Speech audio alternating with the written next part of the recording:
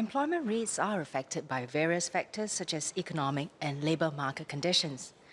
The employment rates of fresh graduates from autonomous universities have remained broadly stable over the decade, with some year-to-year fluctuations due to cyclical changes. The labour market saw a strong recovery in 2021 and 2022 post-COVID. In comparison, while the labour market was still tight, there was lower hiring demand and fewer job vacancies in 2024. We observed some graduates taking longer to secure full-time employment in 2024. These may have contributed to the reported decrease in full-time permanent employment rate and increase in the unemployment rate of graduates from autonomous universities at 6 months post-graduation. While there was a broad decline in full-time permanent employment rates, some clusters such as health sciences and business continued to see strong employment outcomes. Median salaries for fresh graduates have also continued to rise, with a year-on-year increase of 4.2% in 2024, even as the total number of fresh AU graduates increased over the past 5 years. This indicates that employers continue to value the skills of our graduates. It also reflects the government's commitment to creating good jobs, especially in the growth sectors.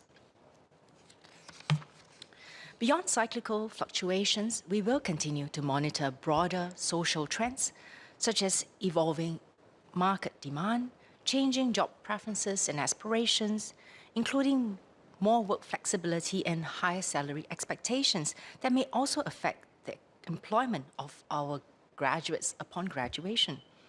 Apart from the Graduate Employment Survey, which tracks employment outcomes 6 months after graduation, the government also monitors medium-term outcomes of our graduates through periodic labour market surveys. These continuous efforts will enable our curriculum to remain relevant and responsive to market demand. Autonomous universities will continue to engage industry partners to organize industry talks and career fairs to expose students to emerging sector trends, in-demand skills, and connect them with potential employers. Alongside the broad-based employment support and career guidance offered to all students and graduates, personalized career coaching is also available at the respective autonomous universities' career centres. Graduates who require further support in their job search may reach out to the career centres even after graduation. They may also tap on career matching services and resources offered by Workforce Singapore and NTUC's Employment and Employability Institute. I note MOS's reply that there are cyclical factors, but I wonder whether there are also structural factors at play in some of the data and trends that we're observing. Because compared to pre-COVID levels, full-time employment of graduates did go up sharply and exceeded pre-COVID levels in 2021 and 2022, as MOS has also noted in her reply as we recovered from COVID. But this regressed back to pre-COVID levels in 2023. And then in 2024, the full-time employment rate for fresh graduates have actually come in below pre-COVID levels, and quite significantly so for certain sectors. In business, it's about 5 percentage points lower than in 2024 compared to pre-COVID levels. In built environment, 7 percentage points lower in 2024, and in engineering, 5 percentage points lower compared to pre-COVID levels. And one would imagine that these are growing sectors and there should be growing demand for graduates in these sectors. So can I ask the MOS, what is driving this trend, and are there structural factors at play? Second clarification, also on the basis of my first question, have these observations given MOE any cause to look at and adjust its fundamental assumptions in the determination of the number of places available in each course of study in each university going forward? To put things in context, the Graduate Employment Survey provides a snapshot of graduate employment outcomes approximately 6 months after graduation. The employment rates for Singaporeans aged 25 to 29 have remained broadly stable over the decade, along with low long-term unemployment rates. In 2024, about 95% of this age group were in full-time employment. This suggests that our graduates do not have prolonged job search difficulties. Now, there are fluctuations in sectoral employment rates, and these are to be expected given the cyclical nature of the economy and the labor market. We will continue to work with the sector agencies to monitor these outcomes to see if there is a more persistent trend.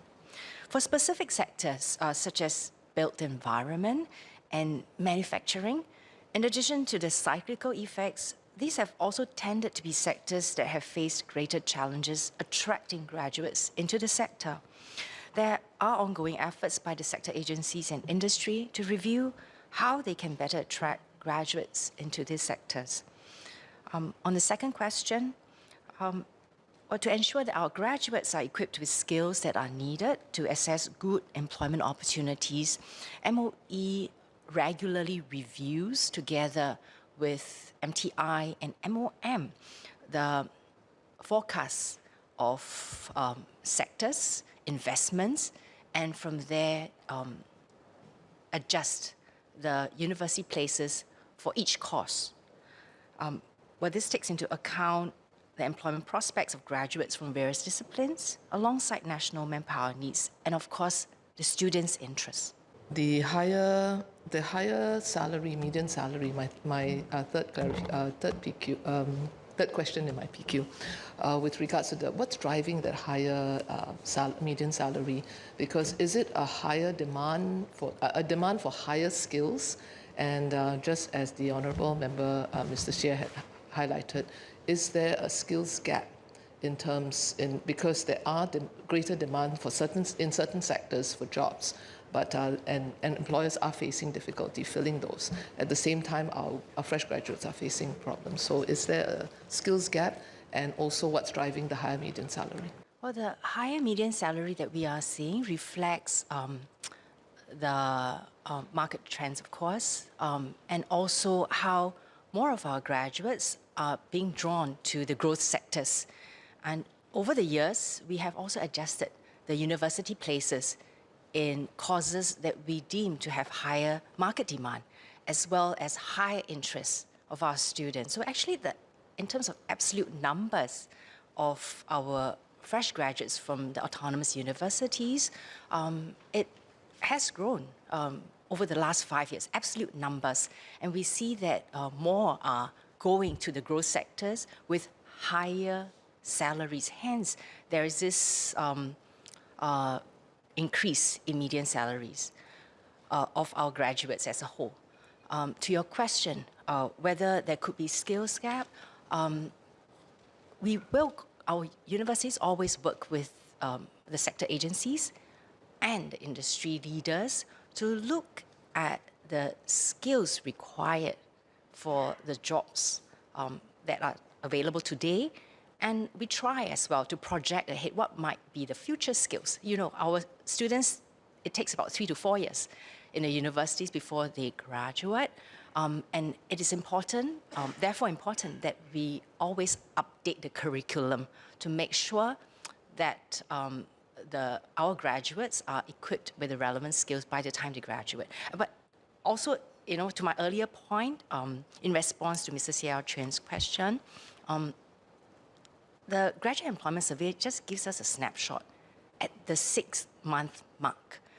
We do know that amongst those who responded that they were unemployed after 6 months of graduation, actually about half of them actually had received job offers. And about, I think, 2/3 of this group that received job offers but were still not yet, that had still not yet started work, they were going to start work, in due course. And the remaining 1/3 of this group that had job offers rejected job offers for various reasons. So it's the texture is not as straightforward as what is seen. We will continue to do our best to support every graduate out there to be able to find a job that suits their needs. In 2020 to 2022, particularly during the pandemic period, There was a sudden surge or high demand in ICT services, professional services including ICT, especially ICT. And as a result, many in the last couple of years have embarked on science and ICT-related programs in our IHLs.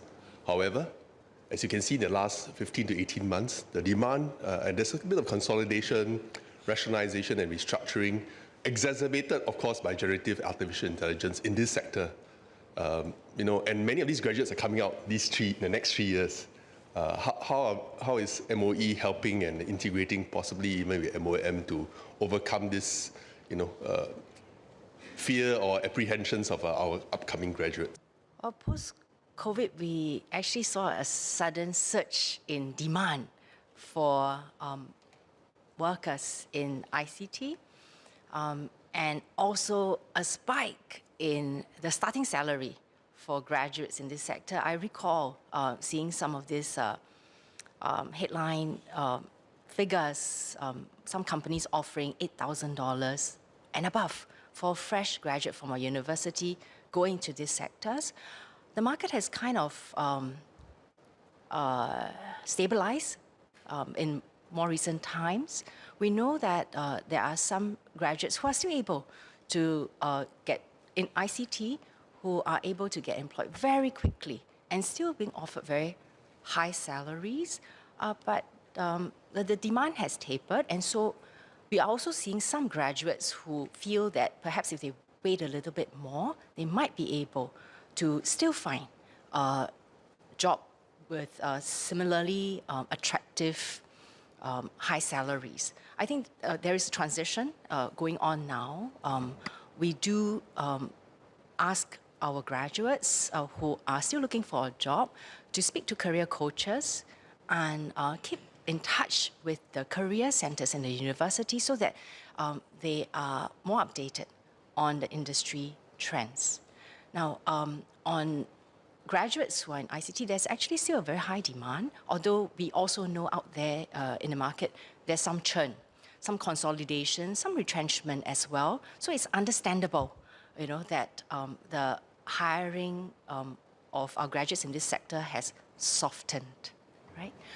There are enough jobs, though, in our economy, and as you can see, the employment rates of our graduates in the 25 to 29 age group remains decently high, 95% and above, if I recall correctly.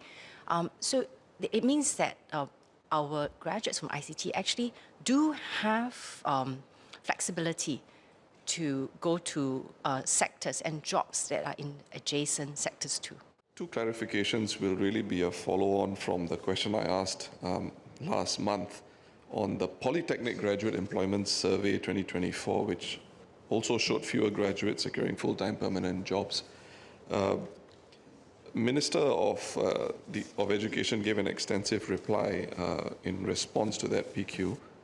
My first clarification for the MOS is whether MOS sees the latest graduate employment survey as reflective of a perhaps longer-term secular trend of graduates at the university level finding it harder to get jobs. With reference to the graduate employment survey, if we look at course clusters such as art, design, and media post-COVID 2022 to 2024, arts, design, and media 11.3% drop to 60.9%. Engineering, 91.6% drop to 79.3%. That's a 12.3% drop, and so forth. So the concern is, does the ministry assess this potentially to be a secular issue going forward? The second point is with regard to the reply that Minister of Education gave vis-a-vis the earlier PQ that I filed in February on polytechnic graduates. Minister also made reference to university graduates and the things that are required to ensure that they get not just a good salary and a fulfilling job at the point of entry post-graduation, but also through their careers. And the 2 points he made was first, closer industry-university collaboration. I think MOS referred to that. But the second point he made also was about developing adjacent competencies for these graduates. And this includes those university graduates. So my point is, can we foresee at the MOE level for there to be a review of course curriculum, course structure, to develop these adjacent competencies in a more structured and directed manner? So it's not a question of doing one extra module or two extra modules in a adjacent subject, for example, like HR, but more directed courses to ensure that in the event a graduate cannot find a place in his primary course of study, there is something parallel which potentially could provide good job opportunities for that graduate. But certainly, yes, we believe in broad-based education for our students,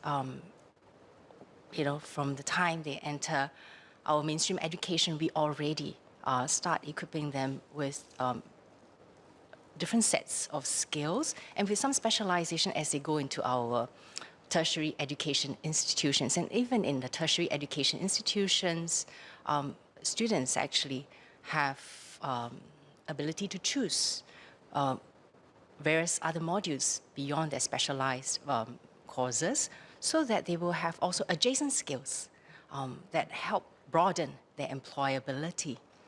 And certainly we will continue to review the course syllabus and the offerings to our graduates. And we do this in close partnership with the industry and the sector agencies. Actually, beyond the technical skills and the professional skills, it's also important to equip our graduates, whether from polytechnics, ITEs, or universities, with useful life skills so that they're able to navigate uncertainties and also be able to pick up new knowledge and skills beyond graduation. And I think that's important. Lifelong learning, getting our graduates to understand that what they have learned, picked up in the first 15 years of their education, while it's enough for them to be able, or for most of them to be able to get jobs, they still need to upgrade themselves. And if they are in a sector that is disrupted, due to external environmental conditions, then all the more it's important for them to have the relevant life skills and the gumption to pick up new skills. On the first question, Mr. Pritam Singh made reference to polytechnic graduates. Actually, Minister for Education gave a very long reply. I will not repeat, but I would like to say that the polytechnic graduates actually have, while there was a decline in the graduate employment for that group, there are also polytechnic graduates whom we see more and more of them would want to upgrade themselves beyond diploma, and that also affects the employment outcomes for this group. So I think it's useful for us not to, overgeneralize the graduate employment of our polytechnic and our university students together. And to the question of whether it has become harder for university graduates to find a job, I explained quite extensively earlier on. Graduate employment survey is just a snapshot of the employment situation at the 6-month mark after graduation. I think it's important for us to take a step back and look at the employment of our Singaporean adults in the age group, say 25 to 29. And what we see is that the trend has been quite stable. The employment rate is 95%. And the long-term unemployment for this group is very low. So, we rest assured that we will continue to look out for our graduates' employment outcomes, and we are ready to make adjustments so that graduates will be able to find fulfilling jobs that meet their aspirations and needs. I think MOS may have misunderstood my first supplementary question. It wasn't on polytechnic graduates per se. It was about the longer-term structural trends with regard to university graduates. I referenced polytechnic graduates because the reply that Minister gave earlier in February also included reference not just to polytechnic graduates, but IT graduates, university graduates as well. So the first SQ was essentially about the longer-term secular trend, given the numbers coming out of the graduate employment survey since 2022. Does the MOS or the ministry see it as a longer-term secular trend in a particular direction? I've also replied that for our university graduates, we look beyond just the last 3 years. We look at the last decade, and I think it's important that we not just look, at a longer time frame to ascertain the trend and whether there's some intervention that we require, but also look at beyond the 6-month mark, 6 months after graduation. What is the employment and employability of our graduates? I think that is more meaningful. I thought it's a very useful discussion today. I'd just like to make a few points in response to various members' comments and suggestions. Because yesterday we hear a suggestion for us that we should just increase the number of graduates so long as they can perhaps meet some benchmarks. And today's discussion actually brings us back to where exactly we want to go. It is not about how many graduates we produce a year that matters most at 18 years old. What matters most, whether they are graduates from our universities or polytechnics, is that they have the required skills to get good jobs, not just at the starting with good starting pay, but with good trajectory. And this is the key point. Some countries, they produce over 90% of their cohort as graduates, and they have quite poor employment outcomes. Some developed countries in Europe has only 20% going to universities, and many of them going to trade schools, and they have very good employment outcomes. And the crux of the matter is, what are the skill sets that we are equipping them with that is most important, and it's not just about having everybody go to university because we all want to go after the paper chase. So this is my first point. The second point is that indeed, we must always monitor the long-term secular trends and the short-term cyclical trends. For us to produce a graduate, whether in polytechnic or university, it takes us 3 to 4 years. So we cannot be responding to the short-term trends always. It takes us 4 years to produce a graduate. So when we design our courses, we must have a long-term perspective of what are the skill sets that are required by the market, not in the next 1 to 2 years, but in the next 5 to 10 years. And more importantly, what are the adjacent skill sets that will allow our people to pivot to new jobs that may be created and may not be even in existence today. And that is how we must work closely with our industry. So I'd just like to register the point that together with yesterday's discussion, it's not about chasing the numbers of graduates. Certainly, it is about equipping our graduates, regardless of their age, with the relevant skills. Thank you, sir. Mr. Singh, okay, really last one. I actually really hope we can get to the next block of questions. Sir, maybe then I can take this offline with the minister, then we can... That'll be appreciated.